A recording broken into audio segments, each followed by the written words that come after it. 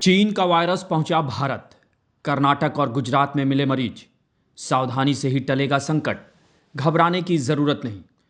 Covid 19 यानी corona को भूल चुके लोगों को एक बार फिर चीन से चला ह्यूमन मेटा न्यूमो वायरस यानी HMPV फिर दुनिया में दहशत पैदा कर रहा है।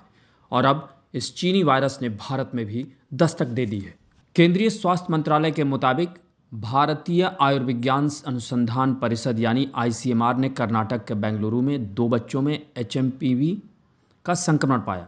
इनमें एक की उम्र 3 महीने और दूसरे की उम्र 8 महीने है, जबकि गुजरात के अहमदाबाद में भी एक 2 महीने का बच्चा HMPV संक्रमित मिला है, जिसका अहमदाबाद के चांदखेड़ा इलाके में इलाज चल रहा है और उसकी स्थिति फिलहाल स्थिर बताई जा रही है। बताया जा रहा है कि बच्चे का परिवार राजस्थान के डूंगरपुर से उसका इलाज कराने के लिए अहमदाबाद आया था। वहीं बेंगलुरु के बैप्टिस्ट अस्पताल में एक 8 महीने का बच्चा और 3 महीने की बच्ची भर्ती हुई थी, जिन्हें सांस लेने में दिक्कत हो रही थी। बाद में जब टेस्ट हुआ तो उनमें HMPV वायरस का पता चला।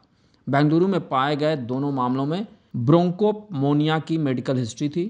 इसे निमोनिया का ही एक रूप माना जाता है। बताया जा रहा है कि इसमें से एक बच्चे को छुट्टी दे दी गई है। आपको बता दें कि बेंगलुरु के दोनों ही बच्चों और उनके परिवार ने कोई विदेश यात्रा नहीं की है। जहां तक बात HMPV वायरस की, तो ये बुजुर्गों और बच्चों को ज़्यादा संक्रमित करता है। फिलहाल भारत सरकार की ओर से अपील की गई है कि कोई भी घबराए नहीं, क्योंकि HMPV कोई नया वायरस नहीं है।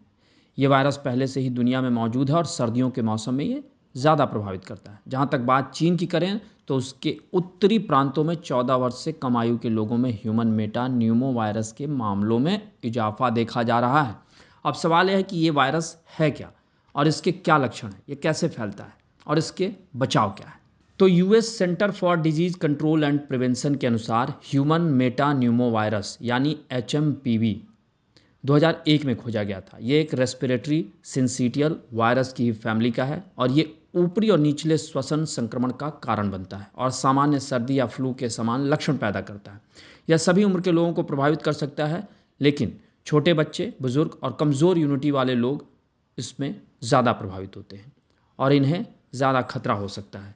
ये वायरस खांसने या छींकने से निकलने वाले ड्रॉपलेट्स, हाथ मिलाने, किसी को छूने, नज़दीकी संपर्क में आने, मुंह, नाक या आंखों को छूने से फैलता है और इसके लक्षण जो हैं वो खांसी, नाक से पानी आना, बुखार, गले में खरांश, गले में जलन या कुछ मामलों में सांस लेने में दिक्कत का होना है। कुछ मामलों में ये संक्रमण ब्रोंकाइटिस, निमोनिया या अस्थमा के लक्षणों में भी तब्दील हो सकता है। वहीं HMPV से बचने के लिए हाथ धोना, सैनिटाइजर का उपयोग करना, संक्रमित मरीज से दूरी बनाए रखना, मास्क पहनना और समय पर जांच करना चाहिए।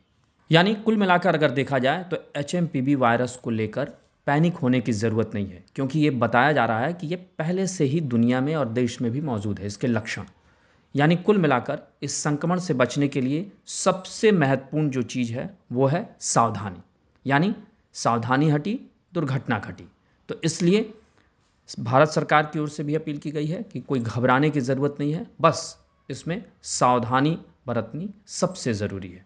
आपको हमारी रिपोर्ट कैसी लगी उसे कमेंट बॉक्स में ज़रूर बताएं और अन्य खबरों से अपडेट रहने के लिए बने रहें हमारे साथ, क्योंकि हम हैं बुलंद भारत टीवी, ताकत आपकी।